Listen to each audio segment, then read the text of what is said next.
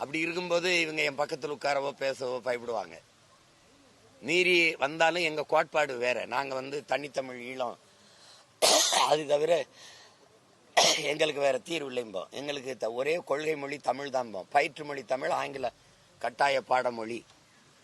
உலகத்தின் எல்லா மொழிகளும் எங்க விருப்ப மொழி, விரும்பினால் கற்போம்போம். இதை ஏற்கனவுங்க.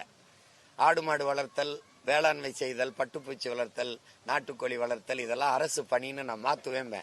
இவங்க சிரிப்பாங்க, ஐயோ ஆடு மாடு மேய்க்க சொல்றாங்க அப்படின்னு. ஆனா வீட்டில் போய் நல்லா பால் சாப்பிடுவாங்க, கறி திம்பாங்க, அது வேற. என்னடா லெக் பீஸ் எல்லாம் சாப்பிடுவாங்க. பைத்தியக்கார கூட்டம். துறை இருக்கும், பால் இருக்கும், வளம் எங்க இருந்துடா பால் வருது, வளத்துறை எங்கடானா இல்ல.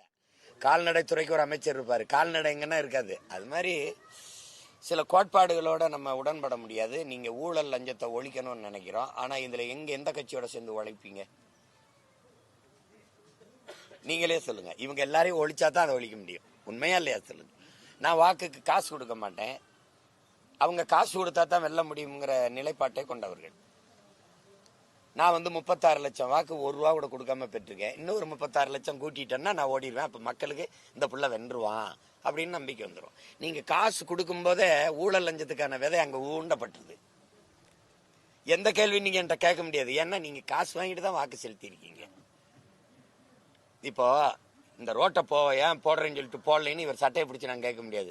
அவன் கையடுறா, நீ நோட்டை வாங்காமையாடா ஓட்டை போட்ட, இப்ப ரோட்டை பத்தி கேட்கிறாயும்பா.